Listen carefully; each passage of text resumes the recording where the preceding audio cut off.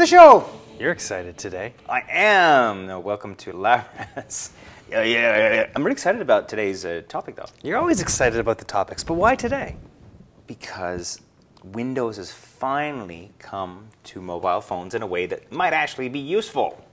I don't know what you're talking about. They Windows were like, CE, Windows... those were good. Okay, those no, they sucked. sucked. They were sucked. terrible. And so I think Microsoft has finally got it right. Maybe. At least they're in the running now, which is good. Because people were wondering, Microsoft, biggest, most successful tech company in the world, where's the mobile strategy? Well, apparently here it is. There we go. Windows Phone 7. Yeah, it's more important than ever now because the desktop, some people say, is going away. Bye-bye. See you later. It's all about mobile. That's right. So today we're going to take you on a tour through the Windows Phone 7 phone. 7 7 Series phone, 7 phone. Phone 7. Not the bestest name in the world. We'll get to that in a minute. Today we're going to do the Windows Phone 7, a walkthrough for you. But first, a message from our sponsor. It's after this. Well, welcome back to the show. Before we get started, of course, we want to talk about our fantastic sponsor because we love them, him, them, those people. You seem a little bit low energy. Let's hit you with the energy wand. Oh, how did I go? You've got to check these guys out. They're awesome. If you want to register a domain, .com, .tv, .net, these guys are the guys to go to. Not only are they friendly and helpful, it's easy to register a domain, it's affordable, and these guys are our best friends. Very good. Much better energy there. Better. And if you want to take advantage of this crazy offer, you can zip on over to hover.com and use this coupon code right here, and you're going to be so excited, and it's going to really help you, and you could even register the domain. Andy Walker is a really crazy and high-energy guy.com. You could do that. You could do that. You could do that. Unless somebody's just done it, and then you can't do that. Can't do that anymore. But you can register Andy Walker as an insanely crazy guy 2 or whatever it was. That's right. Junior. But all kidding aside, authentically, these guys are great. We really like them. So we highly recommend if you need domain, if you need personalized email, you want a vanity email address, these guys are the place to go. The only place on the web, really. Okay, hover.com. Check them out. All right. Let's get on to Windows 7 Phone System 7. Yeah. Windows Phone 7. Windows Phone 7. So what's with Windows? Like, why? Why? Why do they call it that? It's better than Windows Vista? I suppose Windows Vista phone wouldn't have worked. Yeah. It would never have booted. I don't know. Windows Phone 7, I guess, is probably designed to sort of tie in with their Windows 7 strategy. So this is, you got Windows 7 on your desktop? Well, here's Windows Phone 7. It's still not a great name. It's a stupid name. But it's a much better operating system for the mobile experience than it used to be. That's as good as the Zune. Zune was not a good name. But, there's a bit of Zune here. We'll talk about that in a second. We will talk about, okay. All right. So let's start with Windows Phone 7. Why should you care? Like, why should you even pay attention to Microsoft in the mobile space? Well, turns out there's one really big company that really does care, and that's Nokia. Oh, I thought you were going to say Microsoft. Oh, Microsoft cares. Microsoft cares. They want to make some money and not go down the toilet in the next 5 years, which, if they don't have a strategy, maybe, desktops and laptops may eventually go away. It'll become a bit skinnier, yeah. But so first of all, they need a strategy. Microsoft needs a strategy. Second of all, Nokia decided that they were going to actually back the Windows Phone 7's operating system on all their premium smartphones. So yes, they use this operating system called Symbian on the lower-end phones. But they actually said, they were looking at Android versus Windows Phone 7. Microsoft courted them. Their CEO, I think, is a former Microsoft guy. So, in the end, it made sense for them to jump on the Windows Phone 7. And thank God for that, because in the end, Windows Phone 7 was looking a little shaky there for a while. Nobody was really backing it. Yeah, I think there were a couple vendors that had it. Like, we've got one from HTC here. But there was not much wind in the sails at that point, and I think that sort of reinflated the hopes that it'll go somewhere. That's right. Okay, good. So let's talk about what it is. I mean, so we said it was a smartphone. It is a smartphone. But where were its roots? Where did it come from? Well, you remember back in the day when everyone had their iPods, and Microsoft said, "Oh, us too. Check out the Zune. It's brown." And people said no. And then they came out with a much better one, and people at that point said, "Isn't that brown one? Oh, I don't want that." And so they didn't really give it much attention. But there was something there. There was an operating system in place there that actually was not bad. I actually liked the Zune operating system quite a lot better than I thought I would. And once we got over the Zune sucks, we actually went, well, yeah. Probably should look at it a little closer. Yeah, well, that's the problem is there was that perception in there. Everyone thinks Zune sucks, Zune sucks. You'd say Zune, and that's the first thing that popped into their mind, sucks. So they sort of went away quietly into the night. They skulked away and closed the Zune door. But they kept the technology there and just sort of pushed it down the road and added phone capabilities and all of the other stuff you'd need to make a smartphone. So this is where people seem to be going anywhere. Less single-use devices and more things that wrap it all into one little handy package. So now we have Windows Phone 7 here. And this right here actually adds all the smartphone capabilities onto the Zune. Oh, so power button. Power button, so we'll do that. So here we have the experience here. First time you press the power button, you just get this screen. So it's a nice way to get your time and see if there's any messages waiting for you. Right. So and then it'll power off itself fairly quickly after that. But here you go. We're going to power us up again, and then we're going to swipe up like so. Ooh, and there we go. There's the new Windows Phone 7 interface. You notice there's a tiled experience here. It has all of your apps that you use. You can scroll up this list here and get to all of these other things here. You get to your pictures. You can get to your Internet Explorer. Of course, they'd have Internet Explorer on here rather than a Safari or one of the other operating or other. So it's a fully integrated, web-capable phone. It is, yeah. So it does most of the things you want to do on this. It does your web browsing, it does your phone calls, of course, it does social networking features, it does music, it does pretty much everything you'd expect of this. So would you say it's sort of compatible, or I should say competitive to the iPhone or to the Android phone? Yes, yeah, in a lot of ways, except for one, which we'll get to closer to the end of this. Okay. But yeah, it has a lot of what you need. I mean, this is really nice hardware here from HTC. It's got the camera on it, of course. It has the USB connector for connecting to your computer and charging it up. It's got all of this stuff on board. It's got a really nice touch screen. This one doesn't have a keyboard, but there is the possibility of getting Windows 7 phones with a keyboard as well. But yeah, from the hardware perspective, they have some really nice devices. And this is one of the key things about the Windows Phone 7. It sort of fits halfway between the world of Android, which is sort of an anything goes mentality. You can take your Android operating system, throw it onto whatever hardware you like almost, some of it not so great. And then the very controlling world of Apple, where they're like, okay, we've got the iPhone, that's it. There's one, oh yeah, it's available in white. Everything inside, still the same, maybe a bit extra memory. Otherwise, this is the same thing. Yeah. Microsoft has demanded that their partners that are actually creating the phone adhere to minimum specifications when they're putting these things together. So when you have a phone that's certified for Windows Phone 7, you know it's going to be ready to go in certain ways. It's going to have a screen of a certain caliber. It's going to have a processor of a certain caliber, a certain amount of memory, so that the experience should be more optimal than just sort of putting Windows Phone 7 onto a really crappy old piece of hardware and saying, okay, good to go, and then everyone going, oh. So remember back in the old desktop days, you get Windows operating system and throw it onto a machine with Accelerometer and like 64K of memory, and it would just like crawl, and you're going, oh, this is terrible. So they really have put in some quality assurance specifications. Yeah, they wanted to make sure coming out of the gate now that people get their hands on one of these phones and it's not going to disappoint them out of the gate, because it's like poopy in terms of performance. Right, like Windows Vista. Like Windows Vista could be, yeah. I got it. Or like some of the Android phones can be. There are some Android phones out there that aren't so great from a user experience. Well, that's very true. That's very true. Okay, so it's got a tiled UI, user interface, all touch capable, obviously. Yeah. This up and down. Very cool. It's multi-touch as well. Multi-touch, is it? Yeah. Very good. And I said you can actually, it's adjustable, so you can hold this and move it around. We have the ability to pin things onto the desktop here to your start menu and move things around to really customize it. You notice you've got a little arrow up here, so we just tap this, and this is where all the other apps live, so your settings and whatnot. And you can actually take any of these apps. When you download a new app, for example, let's say you could get Angry Birds for this, and you download it, then you can pin that to the main screen. So things that you use most, you can move over there. Yeah. So just say the Notes application here. I can just press on it, hold it, and then we have the ability to pin this to the start menu, and then it'll appear over there.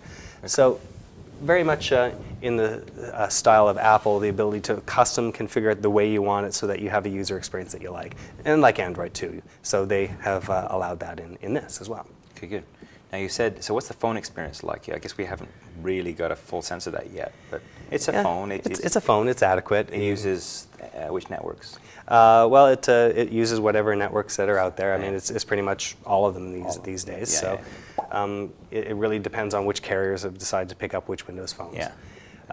At this point right here, we can't make a phone call because our data plan and our voice plan died. Oops. But it does have the ability to communicate using Wi-Fi on this as well. So you've got Wi-Fi and Bluetooth, of course. It's got that like other phones these days do. Right. So there you go. You can make calls. Good. That's an important part. Thank goodness for that, because it's a phone after all. You said it has a camera. What's the spec on the camera? Do you know? Spec of the camera, I believe, on this particular one is 5 megapixels, so it's fairly high. Yeah, it's 5 megapixel right on there. It has a LED flash in here, and here's another nice thing about this: it has a little stand here that allows you to actually put this up on your desktop and watch movies on it. That's not really part of the camera, but it sort of surrounds the camera. So I thought I'd call attention to that right now. No, that's cool. And it's only got the camera on the one side, so rather than front-facing and rear-facing, it's only got the one on this particular model. So are there other models with two-facing? Do you know? I'm not 100% sure. I haven't seen them, but it's potential. Yeah, of course. Good. All right. So then, of course, this is a fairly robust media phone as well. My guess is it probably plays Windows Media. Oh yeah, WMV. It'll play that. And WMA. Yeah, right? It'll play those for sure. Nicely with Windows Media Player. Yeah, and you do have access to the marketplace as well, so you can buy from Windows. So you've got the Zune store, and this is the reason we know that this is Zune built up, is because it actually used the Zune software behind the scenes to actually move your media to and from the Marketplace was called, right? Yeah, so you can download your new videos and audio files from the Zune Marketplace and transfer them over to the phone, or you can download them straight onto the phone over the network here. So is there a media player built in? There it is. Find it. Yeah, it's in there. So music and videos right there. Videos. Oh. So right beside that is the and it has the Zune icon. Surprise. Yeah. So there you go. So all of your music, videos, and podcasts, those will all appear here once you've populated the phone with them. So I'm not sure if there's anything in there right now. Right. There isn't. But I've seen this in action, and it's quite good. So if you've used a Zune before that had access to these, that's great. Very cool. Okay, good. So, and the marketplace as well, as we just saw there, you can download your media files from it, but you can also download apps, and that's an important part of any smartphone, your ability to download apps. Yeah, of course. We'll get to the apps in a second, because I wanted to ask you a couple more things. There's a whole key thing about social networking too, right? What's that story? Well, there's two parts of this. Number one, when you first set up the phone, you take it out of the box and start setting it up. One thing it asks you for when you're doing the setup process is your Windows Live ID. And that's the one that you use for, say, MSN Messenger or Windows Live Messenger, your Hotmail, stuff like your that. Hotmail, purchasing things from the market, and your Xbox Live as well. You're typically using the same Windows Live ID for all of these things. So it asks you to authenticate on that. So when you type in your username and password for that during the setup process, it'll then go out and immediately start pulling in all your contacts. So it'll pre-populate your contacts with people that you already have in that service. It'll pre-populate your Hotmail, so all of your mail will automatically come in. It'll do all of the things you need to do in terms of the Xbox Live. So you fire up Xbox Live, and it automatically pull down your avatar that you're using on your Xbox, all of those sorts of things. Now, when you're setting it up as well, you can also set up things like your Facebook account. You can set up, you can download Twitter and set that up. So if it's not built into it, you can generally download these social media applications and get them all set up as well. Okay, good. So setup is, the setup integration is really, really simple. It's very, very simple for all of that. In a sense, they've taken a big lesson from Google when they launched Android and said, put in your Google ID and it'll pull in all of your mail, your Gmail, your Google Docs, all of that. So everything comes in that way. Right, got it. Okay, good. Now, you mentioned Xbox Live integration, so what's the story there? All right, so people that play games, they have an Xbox typically, and they have an Xbox Live account. They can interact with their friends, challenge each other to games. You set up an avatar on there, so something that looks like you, and then you gain points and achievements and all that sort of thing. Now, you can't actually play the Xbox on here, so some of the games that you play on there on the Xbox itself are pretty high-end, but there are Xbox games or Xbox Market games that you can download and put on this phone, and again, interact with your friends that you have through the Xbox Live service and challenge them to games on the phone instead. And then save those achievements, adjust your avatar, send that back up to the Xbox Live service and use that on your Xbox. Which is a big part of their business, right? So it makes a lot of sense. Yeah, so I mean, ultimately you can guess that there might be some applications that will have more overlap that you can run on both the Xbox and the phone itself. At this point, it's sort of like this. They're sort of connected only in terms of your contacts. But yeah, there's going to be more and more overlap as things go on. Great place for them to leverage their audience. Yeah, I mean, people already know Xbox. Putting a gaming experience on their branded Xbox sort of makes sense. Yeah, okay, good. And finally, let's talk about apps. So there's not as many apps. No, and that's the real problem with this at this point. So hundreds of thousands on Android and iPhone, just tens of thousands, if that, on this. I think we were looking at 15,000. 15,000, yeah.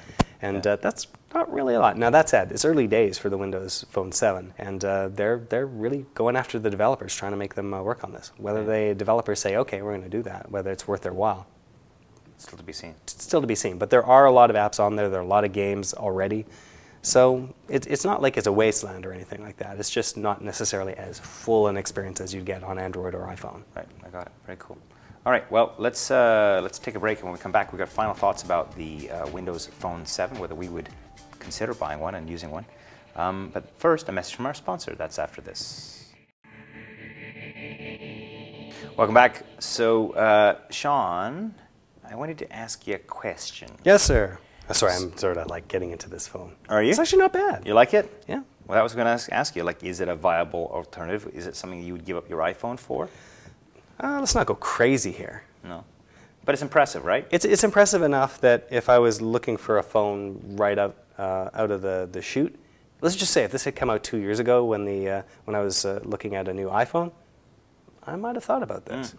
And there's going to be a lot of people that are really immersed in the Microsoft universe, I think, that have Windows on their machine and they use Hotmail and all these other things that they're just going to, it's just going to be natural. All the things that they do, like if they're Xbox players, it's all going to be right here and it's going to be at their fingertips. So well, I mean, I got to tell you that like based on what I've seen so far, and I think they've done a really nice job of design here. They've really managed to step away from the old legacy. And one of the things about their earlier mobile initiatives was too Windows-like. It was like, no, we need to have the Windows start button at the bottom right-hand corner and use a stylus and go through menus. And they've really approached this in a whole different way, which I think is admirable. It's really hard for a company to change how it does things. It's really attached to this legacy, right? So kudos to Microsoft for doing what they've done here. I'm really impressed. Again, I'm so immersed in the world of iPhone and then soon the Android that I'd be hard pressed to make the jump. But I think you're right. I think if somebody was looking for a really robust phone, that they hadn't made a choice about one of the platforms, it would be a viable alternative, especially if they were using Hotmail and the Xbox and that sort of thing. Yeah, I think if the App Store really catches on and there gets to be a lot more sitting there in their marketplace, then for sure it's going to become a lot more attractive as things go along. Yeah. And never bet against Microsoft. They often push really hard into these spaces and eventually come up victorious. Pull one out of the hat.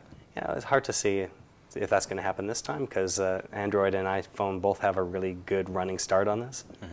We'll see, though. We'll see. Good.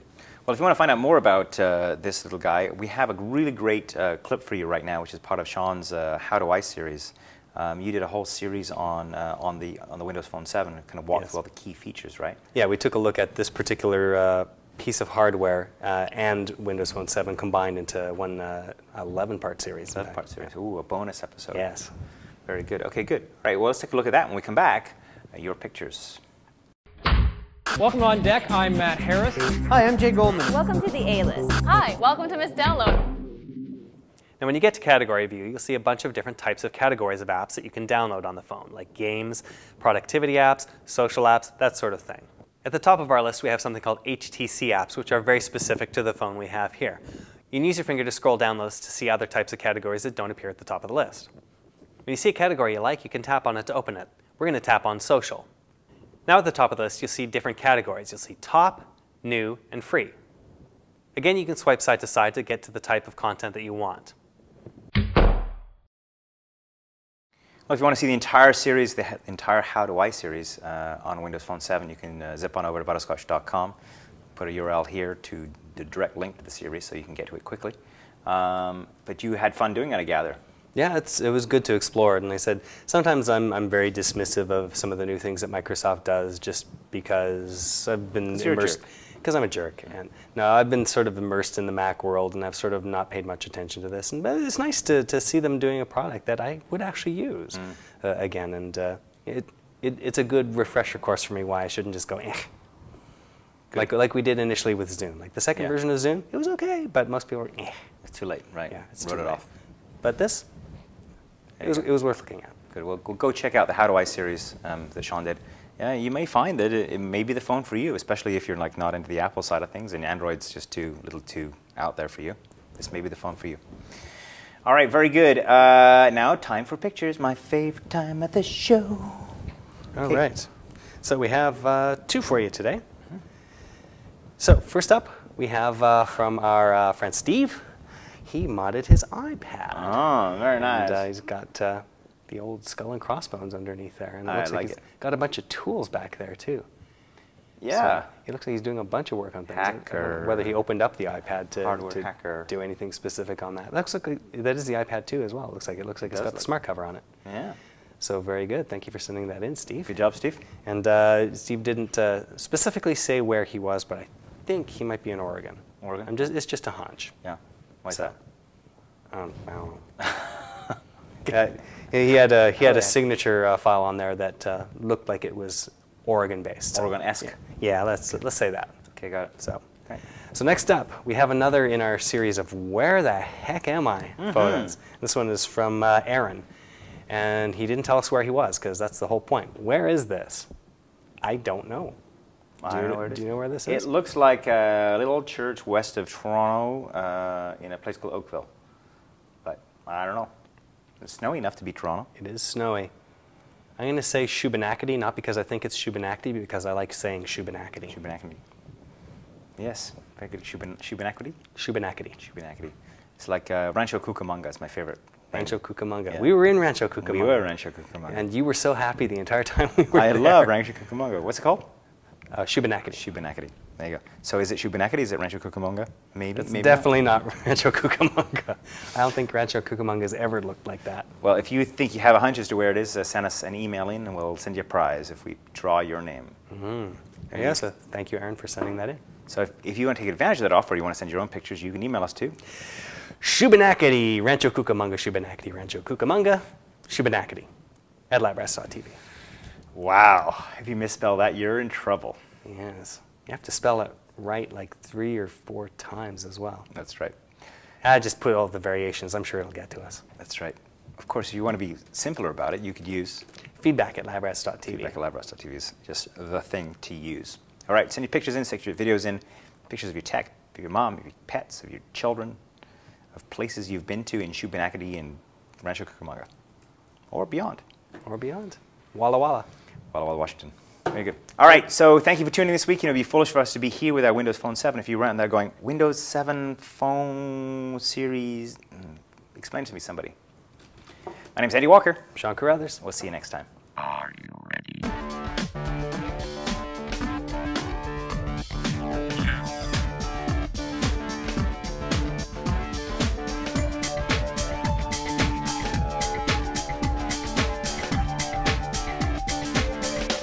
Try this at home.